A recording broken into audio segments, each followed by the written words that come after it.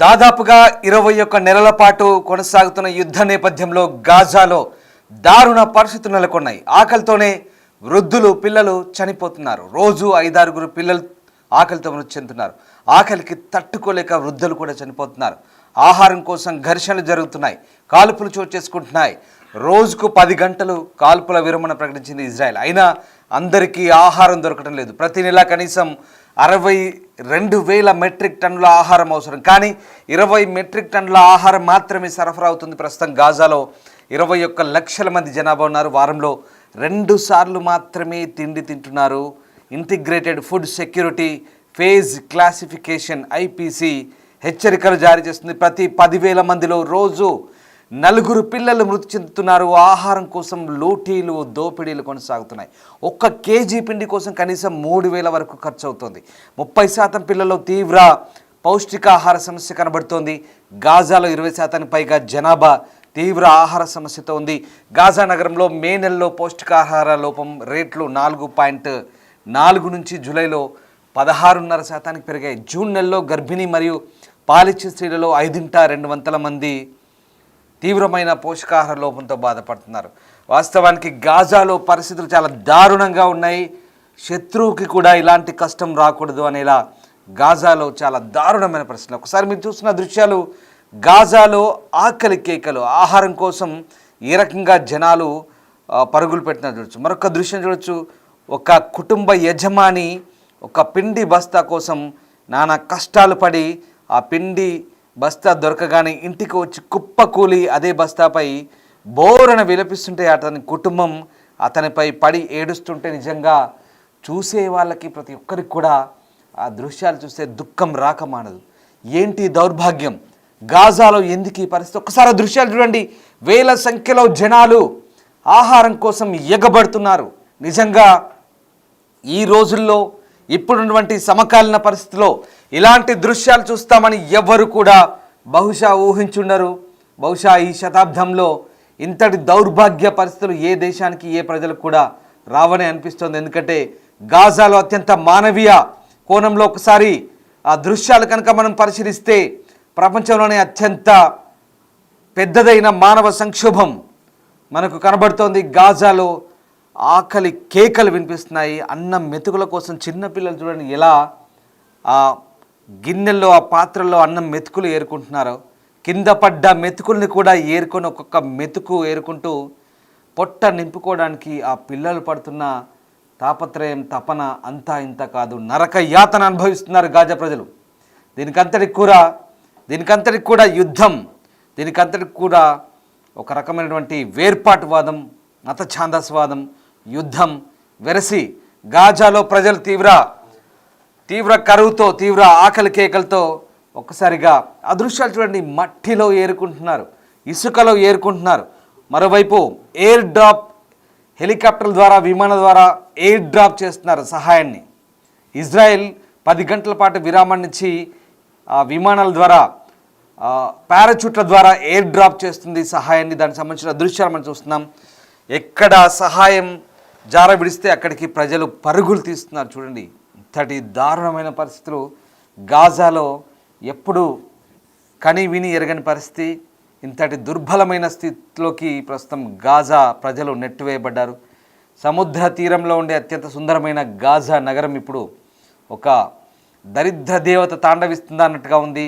Gaza అంతా కూడా పూర్తిగా శిథిలాలతో మట్టి దిబ్బలతో పూర్తిగా ఎక్కడికక్కడ విచ్ఛిన్నమైపోయిన ఆ నగరాన్ని చూస్తుంటే నిజంగా ఆ ప్రజలను చూస్తుంటే వాళ్ళ ఆరాటం చూస్తుంటే వాళ్ళ ఆకలి కేకలు చూస్తుంటే ఇంతటి దౌర్భాగ్య పరిస్థితికి కారకులు ఎవరనేది ఒకసారి అందరికీ ఆలోచించే విషయం ఇది. ఈ పరిస్థితులకు కారణం కేవలం వేర్పాటువాదం, మత ఛాందసవాదం, కేవలం ఉగ్రవాదం అనే ఈ రకమైనటువంటి ఆలోచనతో హమాస్ చేసిన దుర్మార్గ పనులతో ఇవాళ గాజా ప్రజలు ఎంతటి దౌర్భాగ్య దీనస్థితిని అనుభవిస్తున్నారో మనకు అర్థమవుతుంది. మీరేమనుకుంటున్నారు? ఈ పరిస్థితి రావడానికి గాజాలో ఇంత దుర్మార్గ పరిస్థితులు తలెత్తడానికి కారకులు ఎవరు? కామెంట్లో తెలియజేయండి. ఒకసారి ఆ పరిస్థితులు ఏంటో వాళ్ళ రోదనలు ఏంటో మనమే స్వయంగా మన చెవులారా విందాం.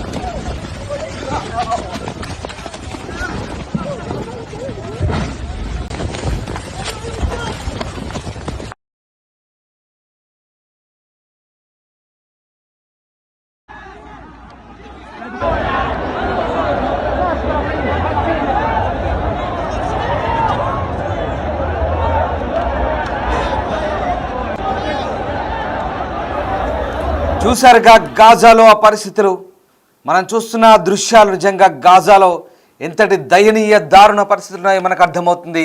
గాజాలో ఆకలి కేకలతో జీవన్ మరణ పోరాటం చేస్తున్నారు. మరికొద్ది రోజులు ఇలాగే జరిగితే కనుక యుద్ధంతో కాదు, ప్రజలు ఆకలితో చచ్చిపోతారు ఖచ్చితంగా. ఇప్పటికే దాదాపు 16.5% మాల్ న్యూట్రిషన్ పడిపోయింది. అంటే పౌష్టికాహార లోపంతో ప్రతిరోజు చిన్న పిల్లలు 10ల సంఖ్యలో మరణిస్తున్నారు, వృద్ధులు మరణిస్తున్నారు. అన్నం దొరక్క, తిండి దొరక్క అక్కడి ప్రజలు ఎంత అవస్థ పడుతున్నారో ఆ దృశ్యాలు చూస్తే మనకు అర్థమవుతున్నాయి. చాలా దారుణమైన సిచ్యువేషన్ గాజాలో కొనసాగుతోంది. దీనికంతటికీ హమాసే కారణం. ఇప్పటికి కూడా హమాస్ బందీలను విడిచిపెట్టలేదు, చర్చలకు వెళ్ళడం లేదు. తమ దగ్గర ఉన్న బందీలను విడిచిపెట్టి చర్చలకు బేషరతుగా వెళ్తే గాజాలో పరిస్థితులు చక్కబడతాయి. కానీ ఇప్పటికి కూడా హమాస్కు ఆ బుద్ధి రావడం లేదు. ఆహార సంక్షోభంతో కొంతకాలంగా గాజా పరిస్థితి, అక్కడి పౌరుల పరిస్థితి మరింత దయనీయంగా మారుతోంది. అత్యంత దారుణమైన కరువు పరిస్థితి నెలకొంది. తక్షణమే చర్యలు తీసుకోకపోతే పెద్ద ఎత్తున మరణాలు సంభవించే అవకాశం ఉన్నట్టుగా ఐక్యరాజ్య సమితి సహకారంతో రూపొందించిన ఐపీసీ నివేదిక చెప్తోంది. మే జూలై మధ్యకాలంలో తీవ్ర ఆకలిని ఎదుర్కొంటున్న కుటుంబాల సంఖ్య రెట్టింపైంది. దీంతో ఒక్కసారిగా మరణాలు పెరిగాయి. అంతర్జాతీయంగా ఒత్తిడి పెరగడంతో ఇజ్రాయెల్ ఇటీవల ఆంక్షలను కాస్త సడలించింది. అయినప్పటికీ పరిస్థితుల్లో పెద్దగా మార్పు లేదంటూ యునైటెడ్ నేషన్స్ చెప్తోంది.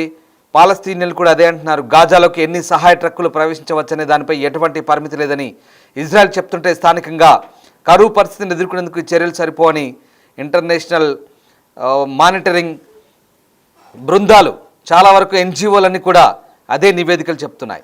భీకర దాడులు, ఆకలి కేకలు, గాజాలో దుర్భర పరిస్థితులు. గత 21 నెలలుగా సాగుతున్న ఇజ్రాయెల్ హమాస్ యుద్ధం మృతుల సంఖ్య 60,000 దాటింది. మరో 1,50,000 మంది గాయపడ్డట్టుగా గాజా ఆరోగ్య శాఖ చెప్తుంది. దాదాపు సగం మంది మహిళలు, చిన్నారులే మృతి చెందిన వారిలో ఉన్నారు. ఇక తాజాగా మరొక 115 మంది ప్రాణాలు కోల్పోయారు. వీరిలో చాలామంది సామాన్య పౌరులు యుద్ధంలో చనిపోతుండే, చాలామంది ఆకలి కేకలతో చనిపోతున్నారు. గాజాలో చాలా దారుణ పరిస్థితులు ఉన్నాయి. ఆకలి బాధలతో కూడినటువంటి ఆ ఫోటోలు చూస్తుంటే నిజంగా ఆహార కొరతతో అల్లాడుతున్నట్టుగా మానవ హక్కుల సంఘాలు, అంతర్జాతీయ సహాయ సంస్థలు హెచ్చరిస్తున్నాయి. ప్రభుత్వాలు కనుక వెంటనే చర్యలు తీసుకోకపోతే ఇక ఏమీ మిగిలదు, అక్కడ పూర్తిగా శవాల దిబ్బగా మారిపోయే అవకాశం ఉన్నట్టుగా చెప్తున్నారు. ఇప్పటికే ప్రతిరోజు సగటున 28 లారీల లోడు సహాయం మాత్రమే పంపిణీ జరుగుతుంది. ఇజ్రాయెల్ నిర్బంధం వల్ల గాజా బయట వేర్ హౌజుల్లో, గాజా లోపల కూడా టన్నుల కొద్ది ఆహారం, పరిశుభ్రమైన నీళ్లు, ఔషధాలు, ఇంధనం ఊరికే ఆ గోదాముల్లో ఉండిపోతున్నాయి, ప్రజలకు అందకుండా. 3 రోజుల నుంచి ఆహారం దొరకలేదంటూ ఖాన్ యూనిస్ నగరంలోని నసీర్ ఆసుపత్రిలో పనిచేస్తున్న ఒక డాక్టరే అంటుంటే నిజంగా ఎంతటి దారుణమైన పరిస్థితులు గాజాలో మనకు అర్థం చేసుకోవచ్చు. ఆకలి, పౌష్టికాహార లోపంతో వ్యాధుల కారణంగా మరణాలు సంభవించే అవకాశం ఉన్నట్టుగా గ్లోబల్ హంగర్ మానిటర్ హెచ్చరిస్తోంది. గాజాలో నెలకొన్న ఈ దారుణ పరిస్థితుల్లో ఒక్కసారిగా ఆకలి సంక్షోభంతో చాలా వరకు పరిస్థితులు వేగంగా దిగజారుతున్నట్టుగా అంతర్జాతీయంగా ఇటు ఇజ్రాయెల్పై కూడా విమర్శలు ఎక్కువ పెడుతున్నాయి కొన్ని దేశాలు. గాజా స్ట్రిప్లో కరువు పూర్తిగా తాండవం చేస్తున్నట్టుగా మనకు అర్థమవుతుంది. ఇక ఈ నేపథ్యంలో ఒక్కసారిగా గాజాలో పరిస్థితులు చక్కబడాలంటే వెంటనే ఇజ్రాయెల్ ఆంక్షలు సడలించాలి. మరోవైపు పాలస్తీనా మిలిటెంట్లైనటువంటి హమాస్ కూడా చర్చలకు రావాలి. బేషరతుగా ఇటు ఇజ్రాయెల్తో చర్చలు జరపాల్సిన అవసరాన్ని కూడా చాలామంది నొక్కి చెప్తున్న పరిస్థితి. చాలా వరకు మనం ఈ ఆకలి చావులు చూసాం. ఇప్పటి వరకు కూడా చాలా ప్రాంతాల్లో ఆకలి చావులు చూసాం. సోమాలియాలో, సుడాన్లో ఇలాంటి మానవతా సంక్షోభాలు చూసాం. 2011లో సోమాలియాలో, 2017లో సూడాన్లో అంతర్యుద్ధాల కారణంగా అత్యంత పెద్దవైనటువంటి మానవతా సంక్షోభాలు చూసాం. ఆకలికి సోమాలియాలో మట్టి తింటున్నారు, మట్టిని ముద్దలుగా చేసుకుని తింటారు. సూడాన్లో కూడా అదే పరిస్థితి. అంతర్యుద్ధం కారణంగా సూడాన్లో కూడా ఆహారం దొరక్క, అన్నం దొరకక మట్టి తిని బతుకుతున్నారు. పౌష్టికాహార లోపంతో ప్రాణాలు కోల్పోతున్నారు. మరో సోమాలియాలాగా, మరో సూడాన్ లాగా గాజా మారక ముందే, గాజాలో పరిస్థితులు అంతలా దిగజారక ముందే ఖచ్చితంగా అంతర్జాతీయ మానవ హక్కుల సంఘాలు, అంతర్జాతీయ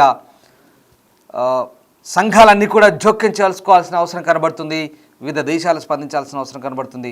మానవతా సంక్షోభం మరింత ముద్రక ముందే దేశాలన్నీ కూడా స్పందించి గాజా పౌరులకు సహాయం అందించాల్సిన అవసరం ఉంది. అంతకంటే ముందు తీవ్రవాదాన్ని వదిలిపెట్టి, రక్తపాతాన్ని వదిలిపెట్టి హమాస్ లాంటి ఉగ్రవాద సంస్థలు కూడా చర్చలకు ముందుకొస్తే అప్పుడు పరిస్థితులు చక్కబడే అవకాశం కనిపిస్తుంది. ఈ నేపథ్యంలోనే ప్రపంచ దేశాలు కూడా అదే కోరుకుంటున్నాయి.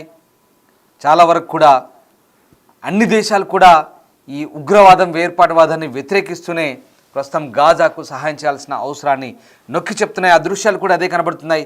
ఒకప్పుడు వీళ్ళంతా కూడా గొప్పగా బతికిన వాళ్ళే, ఒకప్పుడు వీళ్ళంతా కూడా గౌరవంగా బతికిన వాళ్ళే. కానీ ఇవాళ ఎవడో చేసిన తప్పుకు ఆ ప్రజలు, ఆ పిల్లలు చూడండి ఎంత దారుణమైన పరిస్థితిలో ఉన్నారో. నిజంగా చెప్తున్నాను, మళ్ళీ వార్త చెప్పే మొదట్లో చెప్తున్నాను, ఇప్పుడు మళ్ళీ చెప్తున్నాను, అదే చెప్పి ముగించబోతున్నాను. శత్రువు కూడా ఇలాంటి కష్టం రాకూడదు.